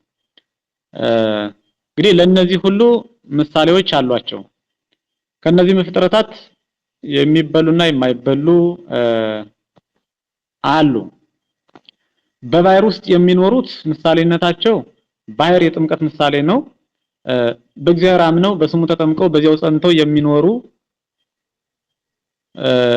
የቅዱሳን ምሳሌዎች ናቸው ማለት ነው። በባህር ውስጥ የሚኖሩት በእግዚአብሔር ጸንተው በዚህ ዓለም ከሆነ በትዳር ተወስነው በሀብት በንብረታቸው መልካም ስራ እየሰሩ አስራት በኩራት አውጥተው በሕግ እግዚአብሔር ጸንተው የሚኖሩ እንግዳ ተቀብለው ቅዱስ ሥጋውን ክቡር ደሙን በመቀበል እንደ እግዚአብሔር ፈቃድ የሚኖሩ ሰዎች የነዚህ የጻድቃን የምእመናን ምሳሌዎች ናቸው ማለት ነው። በባህር ተፈጥረው በዚያው በባህር ጸንተው የሚኖሩት ማለት ነው። በሌላ በኩል ባህር የተባለች ይህች ዓለም ስትሆን በዚያ መጽናታቸው የዚህ ዓለም ግብር ኃጢአት እንደሆነ ይታወቃል። ግብራችንን አንተውም ብለው ሲሰርቁ፣ ሲቀሙ፣ ሲምሩና ሲገዘቱ የሚኖሩ የኃጥአን ምሳሌዎችም ናቸው ማለት ነው። ምክንያቱም አንድ ነገር ሁለት ነገሮችን ከዚያም በላይ ሊያሳየን ስለሚችል ማለት ነው። እና በባህር የሚኖሩ የጻድቃንም የኃጥአን ምሳሌዎች መሆን ይችላሉ ለማለት ነው። ወጣ ገባ እያሉ የሚኖሩት ምሳሌነታቸው አንድ ጊዜ ወደ ዓለም አንድ ጊዜ ወደ ገዳም ሲመላለሱ የሚኖሩ ለምሳሌ መነኮሳት ምሳሌዎች ሊሆኑ ይችላሉ። አንድ ጊዜ ወደ ኃጢአት አንድ ጊዜ ወደ ጽድቅ እያሉ አንድ ጊዜ ወደ ክህደት አንድ ጊዜ ወደ ሃይማኖት አንድ ጊዜ ወደ እምነት አንድ ጊዜ ወደ ጥርጥር እያሉ የሚወላውሉ የእንደነዚህ አይነት ሰዎች ምሳሌዎች ይሆናሉ ማለት ነው። በዚህ አይነት ህይወት መጠቀም የለም፣ በመጠራጠር መጠቀም የለም። ባንድ በመጽናት በጽድቅ በመጽናት በሃይማኖት በመጽናት በምግባር በመጽናት ነው መዳን የሚገኘው ማለት ነው። በባህር ተፈጥረው በረው ወደ የብስ የሄዱት ከዘመድ አዝማድ ተለይተው ርቀው ከበረሃ ወድቀው ድምፅ አራዊቱን ጸባ አጋንንቱን ግርማ ሌሊቱን ታግሰው የሚኖሩ የመናንያን ምሳሌዎች ናቸው። እንዲሁም በባህር ተፈጥረው በረው ወደ የብስ የሚኖሩት ደግሞ ከባህር ተፈጥረው በረው ወደ የብስ የሚኖሩት የካዲዎች ምሳሌዎች በሃይማኖት ኖረው በኋላ የሚክዱ ሰዎች ምሳሌ ይሆናሉ ማለት ነው። አካሄዳቸውም በልብ የሚሳቡ አሉ፣ እንግዲህ በእግር የሚሽከረከሩ አሉ፣ በክንፋቸው ደግሞ የሚበሩ አሉ ማለት ነው። በልባቸው የሚሳቡ የሰብአ ዓለም በዚህ ዓለም የሚኖሩ በሕግ እግዚአብሔር ጸንተው የሚኖሩ ሰዎች ምሳሌ ናቸው። በክንፍ የሚበሩ ተመስጦተ ጸጋ ያላቸው የሰማዕታት ምሳሌዎች ናቸው።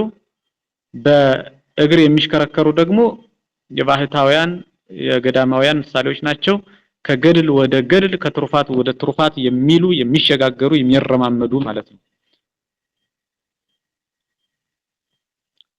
ስለሆነም ከነዚህ ፍጥረታት ሰው የማይበላቸው ፍጥረታት አሉ። ለእግዚአብሔርም ለሰውም የማይገዙ አንገዛም አንታዘዝም ብለው በትዕቢት በአመጽ የሚኖሩ የኃጥአን ምሳሌዎች ናቸው። እነዚህ እግዚአብሔር ከአንድ ባህር ሶስት ወገን የሆኑ ፍጥረታትን ፈጥሯል። ከአንድ ማየገቦም ሶስት ትውልደ ሴም፣ ትውልደ ያፌት፣ ትውልደ ካም ይጠመቁ ዘንድ ማየገቦን መስጠቱን ያሳየናል። ማየገቦ ማለት በዕለተ ዓርብ ከጌታ ጎን የፈሰሰ ንጹህ ውሃ ማለት ነው። የምንጠመቅበት ውሃ ማለት ነው። ከስላሴ የምንወለድበት ማለት ነው። ከዚህ በተጨማሪ ልጅነት በአብ በወልድ በመንፈስ ቅዱስ ስም ተጠምቀው ለመሰጠቷ ምሳሌ ይሆናሉ ማለት ነው። እነዚህ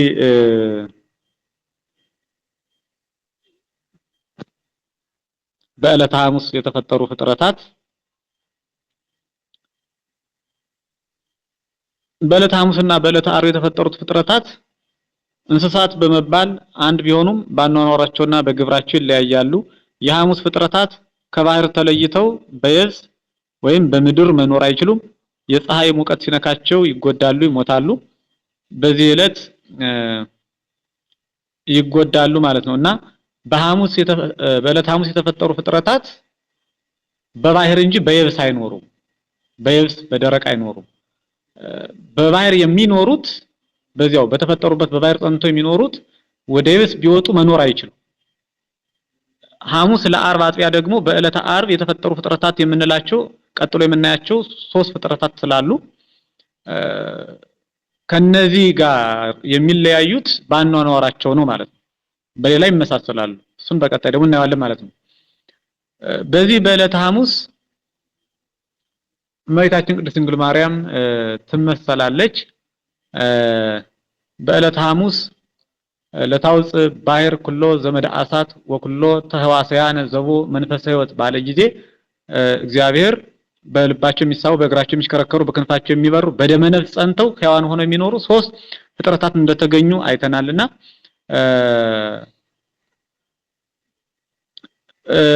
ይቺ ባሕር የጥምቀት ምሳሌ እንደሆነች ተመልክተናል። ዕለት ደግሞ የእመቤታችን የቅድስት ድንግል ማርያም ምሳሌ ናት ማለት ነው። ዕለት ሐሙስ የእመቤታችን የቅድስት ድንግል ማርያም ምሳሌ ናት። ምክንያቱም ጥምቀት ከጌታ ያገኘ ነው ቢሆንም ጌታ በራሱ ያን ያፈሰሰውን ውሃ ከጎኑ የፈሰሰውን ውሃ ከእመቤታችን ተወልዶ ያስገኘልን ስለሆነ ማለት ነው። ከዚህ በመቀጠል የዕለተ ዓርብ ፍጥረታትን እነዚህን 3ቱን ፍጥረታት አይተን ዛሬን እንጨርሳለን ማለት ነው። በዕለተ ዓርብ የሐሙስ ፍጥረታትን ከ12 ላይ ስንጨምር 15 ፍጥረታት ይሆናሉ። በዕለተ ዓርብ 3 ፍጥረታት ተፈጥረዋል። ይህም ማለት ሐሙስ ለዓርብ አጥቢያ ማለት ነው። በጠዋት ዓርብ በጠዋት የተፈጠረውን አዳምን ሳይጨምር በዚህ ዕለት ዓርብ አዳምን ሳይጨምር 3 ፍጥረታት ሐሙስ ለዓርብ አጥቢያ ተፈጥረዋል። ዓርብ የሚለው ቃል ዓርብ ገባ ከሚል የግዕዝ ግስ የወጣ ሲሆን ዓርብ ማለት መካተቻ መፈጸሚያ ማለት ነው። ይሄው ማለት የፍጥረት መካተቻ የፍጥረት መፈጸሚያ ማለቂያ መጠናቀቂያ ማለት ነው። ዓርብ ማለት ይህ የምስጢር ትርጉም ነው። ዘይቤያዊ ትርጉሙ ከእሁድ ጀምረን ስንመጣ አንደኛ፣ ሁለተኛ፣ ሶስተኛ፣ አራተኛ፣ አምስተኛ እያልን መጠን ነበር እስከ ሐሙስ። ዓርብ ላይ ሲደርስ ግን 6ኛ አላለም። ወደ ምስጢር ሄደና ዘይቤውን ለቆ የፍጥረት መካተቻ መፈጸሚያ ማለቂያ መጠናቀቂያ ወደሚል ትርጉም ወሰደው ማለት ነው። ሆኖም ዓርብ ማለት 6ኛ ቀን ነው። ሆኖም ይህ 6ኛው ቀን ፍጥረት የተጠናቀቀበት የፍጥረት መካተቻ ዕለት የሚል ትርጉም አለው ማለት ነው። የፍጥረታት መፈጸሚያ መሆኑን ያመለክተናል። 6ኛው ቀን ነው። ዓርብ ዕለት በቀዳማይ ሰዓት ሌሊት ልዑል እግዚአብሔር ምድር ሕያዋን ፍጥረታትን እንደየወገኑ እንስሳትን፣ ተንቀሳቃሾችን፣ አራዊትን እንዲሁም አዕዋፍን እንደየወገናቸው ታውጣ ብሎ አዘዘ። ኦሪት ዘፍጥረት ምዕራፍ 1 ቁጥር 54 ላይ እንዲሁም ሆነ በቃሉ መሰረት 3 አይነት ፍጥረታት ተፈጠሩ። አንደኛ እንስሳት ሳር ነጭተው ውሃ ተጎንጭተው የሚኖሩ ናቸው። ሁለተኛ አራዊት ስጋ ቦጭቀው ደም ተጎንጭተው ውሃ ጠጥተው የሚኖሩ ናቸው። ሶስተኛ አዕዋፍ የዛፍ የእህል ፍሬ ለቅመው ውሃ ጠጥተው የሚኖሩ ናቸው። የዕለተ ዓርብ ፍጥረታት የደመ ነፍስ ሕይወት ያላቸው በደመ ነፍስ ሕይወት ጸንተው ሕያዋን ሆነው የሚኖሩ ባህሪያተ ስጋ ከአራቱ ባህሪያተ ስጋ የተፈጠሩ እንደ ሐሙስ ፍጥረታት በልብ የሚሳቡ በእግር የሚሽከረከሩና በክንፍ የሚበሩ ናቸው። እግዚአብሔር ሁሉንም የፈጠረው ወንድና ሴት አድርጎ ነው። በዕለተ ሐሙስና በዕለተ ዓርብ የተፈጠሩ ፍጥረታት እንስሳት በሚል ቢታወቁም የሐሙስና የዓርብ መሆናቸው በምን ይታወቃል ስንል በአኗኗራቸው ይታወቃል። የሐሙስ ፍጥረታት በየብስ እንጂ በባህር የሐሙስ ፍጥረታት በባህር እንጂ በየብስ አይኖሩ። የዓርብ ፍጥረታት በባህር ማደር አይችሉም፣ በየብስ ነው የሚኖሩት። የማለት የሐሙስ ፍጥረታት በባህር እንጂ በየብስ አይኖሩም። የዓርብ ፍጥረታት ደግሞ በየብስ ወይም በምድር እንጂ በባህር አይኖሩም ማለት ነው። በዚህ ይለያያሉ እንጂ በሌላው ይመሳሰላሉ። ስለምን በየብስና በባህር አድርጎ ፈጠራቸው ስንል የባህርም የየብስም ፈጣሪ እኔ ነኝ ሲል ከባህርም ከየብስም የብስ ማለት መሬት ነው፣ ከመሬትም ፈጥሯቸዋል ማለት ነው። አንድም እግዚአብሔር የዓርብን ፍጥረታት በየብስ የፈጠራቸው በሐሙስ ፍጥረታት ምስጢረ ጥምቀትን እንዳስተማረ ሁሉ በዓርብ ፍጥረታት ደግሞ ምስጢረ ትንሣኤ ሙታንን ሊያስተምር እንደሆነ እንጂ እግዚአብሔር ፍጥረታትን በሐሙስ ተመሳሳይ የሆኑትን ፍጥረታት በሐሙስ መጨረስ ይችል ነበር። ሁሉም የሚቻለው አምላክ ስለሆነ ማለት ነው። ግን ምስጢር ስላለው ምክንያት ስላለው በፍጥረታቱ ማስረዳት የሚፈልገው ድንቅ ምስጢር ስላለ በዚህ አይነት በሐሙስና በዓርብ አድርጎ ተመሳሳይ የሆኑ ፍጥረታትን ፈጥሯል ማለት ነው። አስቀድመን እንደገለጽነው የደመ ነፍስ ሕይወት ያላቸው ስንል እስትንፋስ ያላቸው በደማዊት ነፍስ ጸንተው የሚኖሩ ማለት ነው። የደመ ነፍስ ፍጥረታት የደመ ነፍስ ዕውቀት አላቸው፣ ድምጽ አላቸው። በደመ ነፍስ ጸንተው የሚኖሩ ፍጥረታት የሰውን ያህል ዕውቀት የላቸው፣ የሰውን ያህል ማስተዋል የላቸው፣ ለሰው አገልግሎትም የተፈጠሩ ናቸው ማለት ነው። እንግዲህ የዓርብ ፍጥረታት በሁለት እንከፍላቸው፣ የቤትና የዱር ብለን ልንከፍላቸው እንችላለን። የቤት እንግዲህ የታወቁ ናቸው። የቤት እንስሳ የሆኑ በሙሉ ለእርሻ፣ ለመጓጓዣ፣ ለምግብነት የምንጠቀምባቸው ላምበር፣ የፈረስ፣ በቅሎ፣ ፍየል፣ በግ ሊሆኑ ይችላሉ። እኒህንና የመሳሰሉትን ማለት ነው የቤት እንስሳት እንላቸዋለን። እንዲሁም ደግሞ የበረሃ የምንላቸው ያው አሉ። ሰው ሲያዩ የሚሸሹ በዱር በበረሃ የሚኖሩ ናቸው። አጋዘን፣ ሚዳቆ፣ ዝሆን፣ ዋሊያ የመሳሰሉትን የበረሃ እንላቸዋለን። የበረሃ አራዊት ሰው በቀጥታ የማይገለገልባቸው ናቸው። ምክንያቱም ሰው ሲያዩ ስለሚሸሹ ለማዶች ስላልሆኑ ማለት ነው። እንዲሁም የበረሃ አእዋፍ ይገኙበታል። ከነዚህ መካከል በዋሻ በፍርክታ ተሸጉጦ በዱር በዛፍ ሰፍረው በተራራ ተጠግተው የሚያድሩ ናቸው። ጉጉትን፣ እርኩምን የመሳሰሉ አእዋፍን ልንዘረዝር እንችላለን ማለት ነው። በሌላ በኩል የዓርብ ፍጥረታት የሚበሉ ንጹሃን፣ የማይበሉ ደግሞ ርኩሳን ተብለው በሁለት ይከፈላሉ። ርኩሳን የሚባሉ በተፈጥሯቸው የረከሱ ሆነው ሳይሆን ስለማይበሉ ብቻ ለምግብነት ስለማይውሉ ብቻ ይህንን ቅጽል እንሰጣቸዋለን እንጂ በተፈጥሮ ርኩስ የሆነ ፍጥረት የለም። ሁሉም ፍጥረት መልካም ነው፣ መጽሐፍም ስለሚለን ማለት ነው። ምክንያቱም እግዚአብሔር የፈጠረውን ሁሉ መልካም እንደሆነ አየ ስለሚል መጽሐፍ ቅዱስ ኦሪት ዘፍጥረት ምዕራፍ 1 ቁጥር 25 ማለት ነው። ንጹሃን የሚባሉት የቤት ወይም የበረሃ ሆነው ሰው አርዶ ስጋቸውን የሚመገባቸው ወተታቸውን አርዶ የሚጠጣቸው እንስሶች ናቸው። ንጹሃን አእዋፍ የምንላቸው ደግሞ ከአእዋፍ ዝርያዎች ማለት ነው። ዶሮን፣ ቆቅን፣ ጅግራን የመሳሰሉትን ልናነሳ እንችላለን። ርኩሳን ያልናቸው ያው ባለመበላታቸው በቀጥታ ለምግብነት ባለመዋላቸው ነው። እነዚህም እንግዲህ ያው ወተታቸውን አልበን የማንጠጣቸው ስጋቸውን ማርደን የማንበላቸው እንስሳት እና አራዊት ናቸው ማለት ነው። ከእንስሳትም ከአራዊት መካከል ይገኙበታል። የነዚህ የዕለተ ዓርብ ፍጥረታት እንቅስቃሴያቸውን በእግር የሚሽከረከሩ፣ በደረታቸው የሚሳቡ፣ በክንፋቸው የሚበሩ ሶስት አይነት ልክ እንደ ዕለተ ሐሙስ እንደሆኑ ያው እንረዳለን። በጠቅላላው ከዕለተ እሁድ ጀምሮ እስከ ዕለተ ዓርብ ከሰው ተፈጥሮ በፊት ማለት ነው ሐሙስ ለዓርብ አጥቢያ እስከተፈጠሩት ፍጥረታት ድረስ 15 በዕለተ ሐሙስ 15 አድርገናል። 3 የዕለተ ዓርብን ስንጨምር 15 ቁጥር እንዳነሳሳት የዕለተ እሁድ 8 ሰኞ 1 ስንጨምር 9 ማክሰኞ 3 12 ረቡዕ 3 15 የሐሙስን ስንጨምር 18 3 ማለት ነው 18 የዓርብን 3 ስንጨምር 21 ማለት ነው። ከሰው ተፈጥሮ በፊት 21 ፍጥረታትን እናገኛለን ማለት ነው። እንግዲህ እመቤታችን ቅድስት ድንግል ማርያም በዕለተ ዓርብም ትመሰላለች። በዕለተ ዓርብ ሥላሴ ንግበር ሰብአ በአርአያነ ወበአምሳሊነ ብለው አዳምን እንደፈጠሩ ሁሉ